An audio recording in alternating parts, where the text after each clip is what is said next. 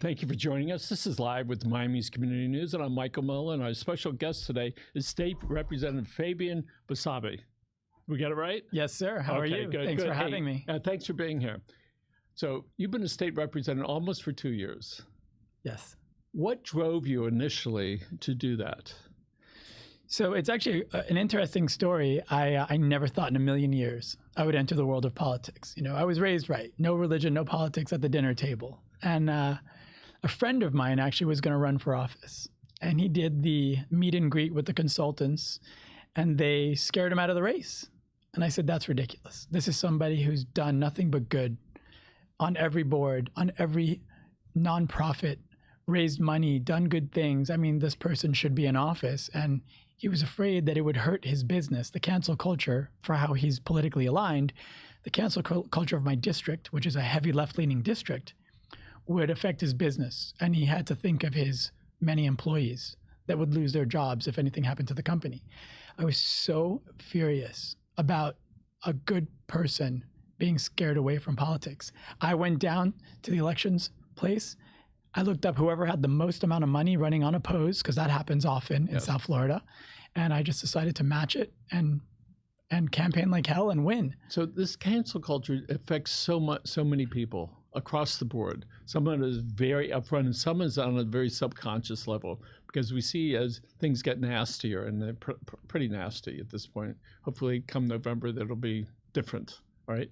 There are a lot of good people that say, I'm not going to risk things, like your friend who listened to the consultants. Of course, they're being paid by the other side. Of course. Right? And then they give up. That's a common strategy for people to do that. But that was back in 2019 and 20. When did you get a glimpse of, gee, I like to do that? So I primarily wanted to just run a hell of a campaign. I campaigned on real issues with real solutions. I educated myself among my community members. I was out there every day talking, getting to know people, what was important to them, and learning from them, right? I mean, I never had all the answers. I never pretended that I would even know what I was doing if I was elected. But I was willing to learn. I was willing to listen. I was especially willing to listen to people with different ideas and ideologies than myself, and hopefully try to find a common sense middle ground that we can agree on, so that I can help people come back together and bridge the divide. But when did you first go, I want to do it? Not in 2020 or 2009, before that, way before that. Never. It's just like you had this brainstorm Never. Hey, let's try that. Absolutely. The day that I decided to, I got in the car, I drove straight down, I signed up to run for office. I got back in my car, I drove a little bit, I pulled over on the side of the road. I sat there for about 40 minutes and I said, what did I just do? Because you sign these papers, you're basically now public domain. You sign your life away.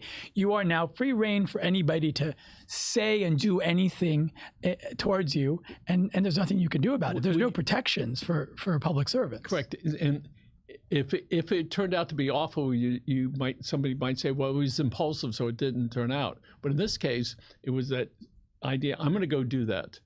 And what was it like the moment when you signed the paperwork and go, oh, I'm in? What was that like for you? Like I said, I pulled over in the car and I said, oh my God, my parents are going to kill me. Okay. You know, I mean, I've had a fair share of fun in my life. And I always tell people that try to look me up and research me, you can't always believe what you read. And perception is certainly not reality. But the fun stuff is true. And I've done a lot of exciting things, all good-hearted, well-intentioned. But I've now opened myself, and more importantly, it's a responsibility, right? Because I've not only opened myself, but they're vicious. There's no honor in the battle that is the opposition that you face today in politics. So they go after your family, your friends, businesses. It's really gross. When I decided to do this, I didn't take any of that into account, and it might have been the most well-intentioned, irresponsible thing I did.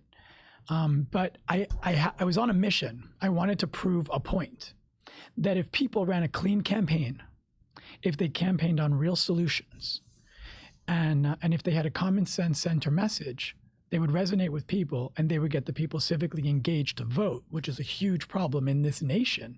Less people vote in this country than work for the federal government. That's an interesting statistic I learned along the way. And And it really worked, And also I wanted to prove to my son that we still live in a country that if you put in the honest, hard work, you will get the results. So that must have been very fulfilling when you knew that those little eyes were always watching you, and it's something they're going to remember forever. And so, Dad, you better do a good job because I'm watching you. When election day came, I have to admit I was fearful because I knew I gave it my all, and I know that I'm in it for the right reasons, and it would be the right thing for the people that I be elected. But you don't know my district. I mean, there's never been a Republican to win ever. Serious Republicans don't even run in my district. It's impossible to win. The game is rigged against you, right? So, and then when I saw the count on TV that evening, and I had a small watch party, just my close friends, I was preparing, a speech to tell my son, listen, we gave it our best, but we don't give up. Maybe we try again, or we try something else. And then I was winning. And I swear at one point I was like, oh my God, stop counting, stop counting the votes. Because I was leaving for Europe the next day. I mean, that's where I summer. I've got plans. I didn't expect to do this. And then I won. And that night was so impactful for me because I just realized that my life changed and I now have an opportunity to do something different. So let's talk about some of the things that you were able to get done in your first 2 years, and some things you'd like to see happen during the rest of 2024 and 25. So they say if you want to make change, you get elected. But that certainly doesn't mean that you get a magic wand the very next day, right? You've got to pay your dues. I'm entering in a world that I was not familiar with, people that I have to earn their respect, and also learn the game a bit.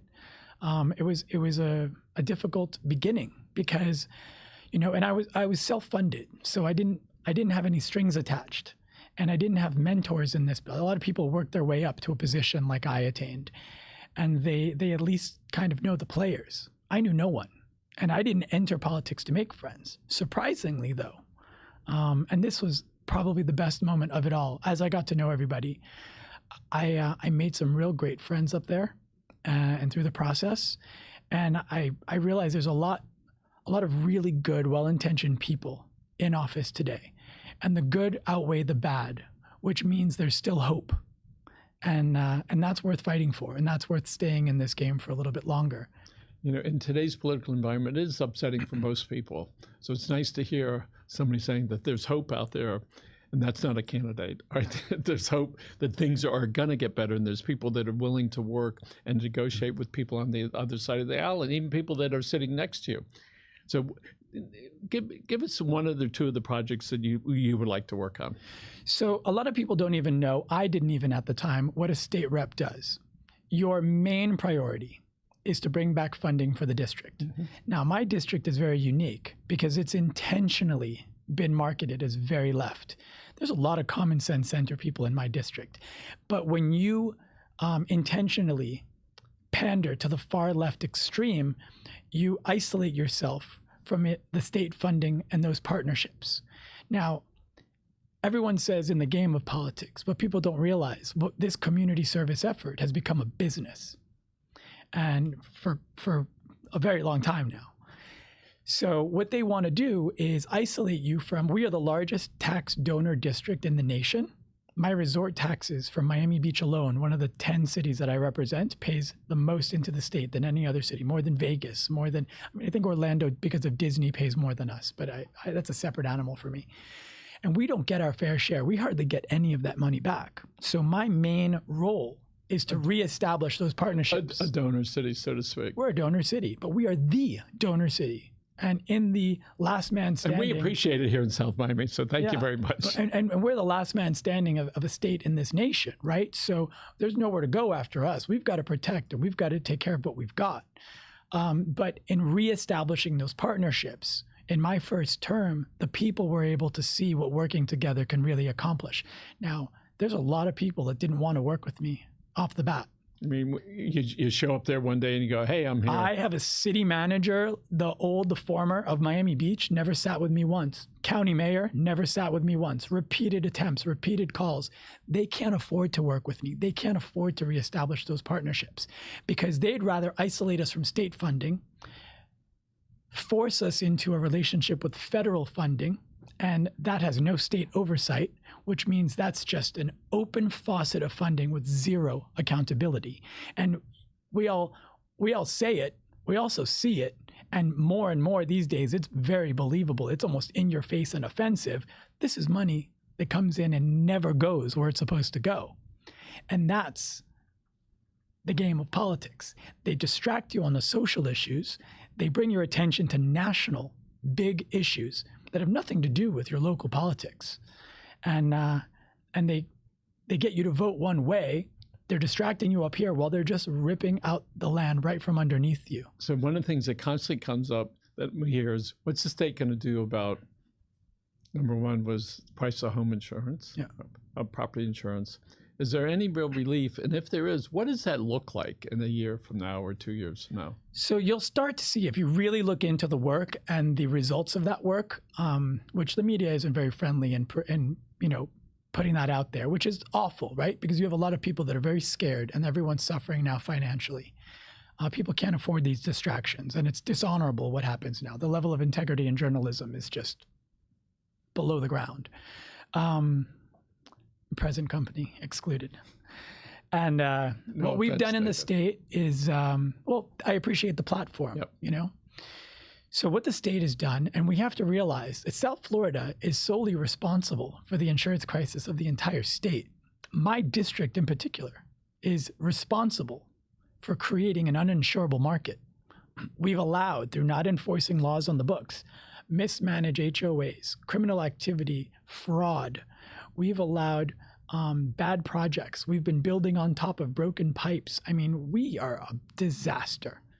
And we have not invested in hardening our infrastructure, in resiliency efforts. We haven't done anything. Everything underground is so old and so ruined.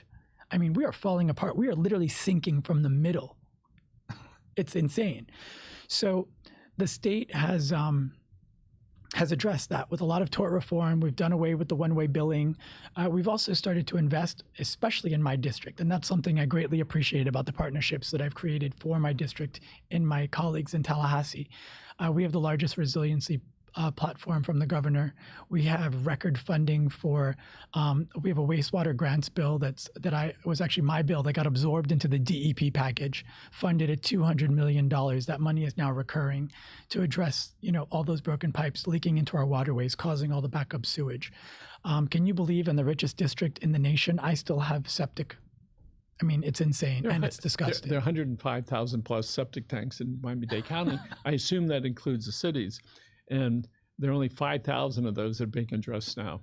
There you go. And it's a problem. It's a problem. Now, on top of that, we have a program called MySafeFloridaHome.gov, which has been available for over a year now. And this is money that's being put into your pockets to address hardening issues of your homes. So hurricane windows, redo your roof, whatever it is. And you have to go on the website. It's a first come, first serve. The program was renewed again. There's a lot of money available. And now this year, we also got into play a pilot program, which is going to address the same program, but for condos. And we're going to work with the HOAs. We've also expanded the DBPR. We fully funded them. That was an agency that was just non-existent forever. They had like 3 people working for them. That's now, the part that approved and funded. For they do the condos. Well, they're the Department of Better Business Bureau. So they monitor bad business. And the cause of these issues, right, are private entities. Your HOAs are private entities elected by your residents. You're causing your own problem. Yes. So we now have, and a lot of people are being taken advantage of, especially our senior population, which is the most offensive thing to me. These are people that have worked their whole lives. They've never asked for a handout. They've paid their dues, they've worked, they've saved, and now they live off their pensions in a city they discovered first. And they're being priced out of their communities because of poor management. And all of this is part of a greater agenda, right? I mean, I represent America's Riviera. We are the most attractive real estate in the world, and we have a lot of opportunity for vultures. And if you notice, a lot of the development projects, our current buildings are being bought out by, outside interest LLCs that are, buying up our units and hoping to displace our seniors, move people out, get rid of our old community, sell off these buildings. Our local politicians are acting like brokers without a license for some of the most important real estate in the world, while they distract you on issues like, shall we transition children? It's crazy what's going on. So other than property insurance, what are some of the other things that you'd like to work on and that the state has some control over? So I think that the environment is very important. I have a district that likes to market climate change as the most impactful thing upcoming. We are literally going to be underwater very soon. And I don't care how you label it. I don't care if you call it climate change. I'm not a climate change denier. I don't care what it's called. The future is coming, and we need to take proactive measures to be ready for it. And Mother Nature is angry with us. We have not been respectful. So I've been focused a lot on what we can do to create opportunities for comprehensive plans. My cities need to work together so that we can have a comprehensive plan to responsibly redevelop, fix what we've got, and face the future. The waterways are very important to me. I worked on some bills that address a lot of the derelict boats that are polluting our seas. I have homeless encampments on the water. I have illegal Airbnbs in my backyards. The homeless population is very important to me. I think that it's inhumane how we've allowed these unhoused members of our community to exist for so long. And I worked on legislation with some wonderful people.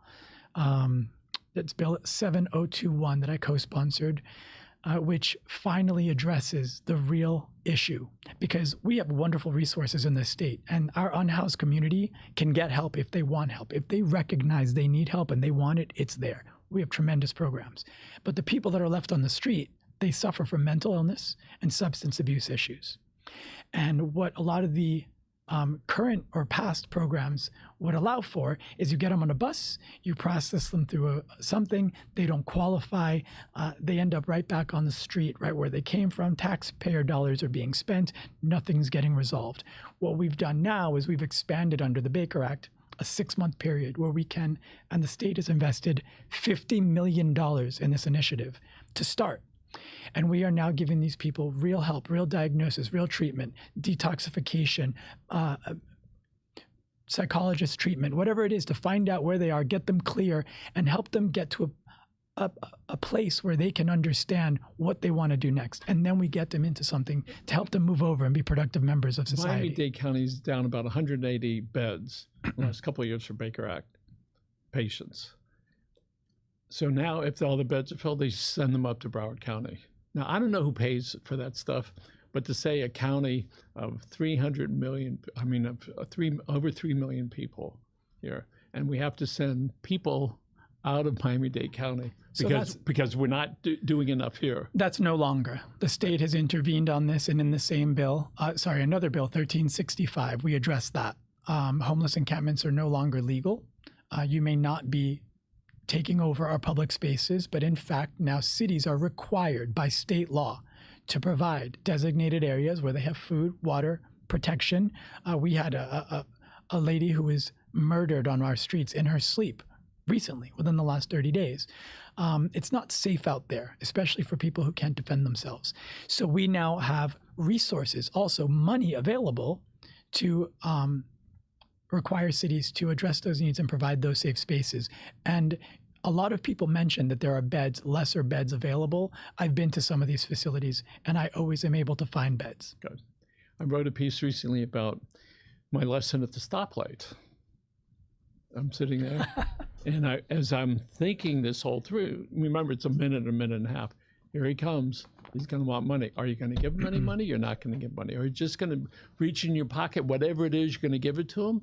Or do you want to, and I'm talking to myself, or are you going to give him coins? I don't want to touch him. What am I going to do? Am I going to give him a bill? What about this? What about that? I'm having this whole conversation. It turns out to be a 500-piece story. And then as I end the story, I said, oh, the light just turned green. Now I'm on to my next lesson. And so there's so many lessons for all of us to learn about seeing that and experiencing some of what they go through. And if you can do it, you might look a little differently at it. And it used to be people say, oh, they could go get a job. Really?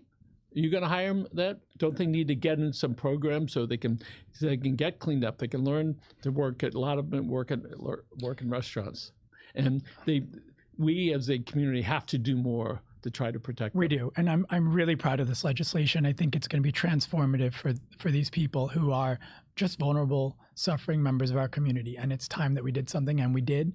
And I think it's going to be something that people will, now that it's in play and they see the results of it, very proud of the legislature.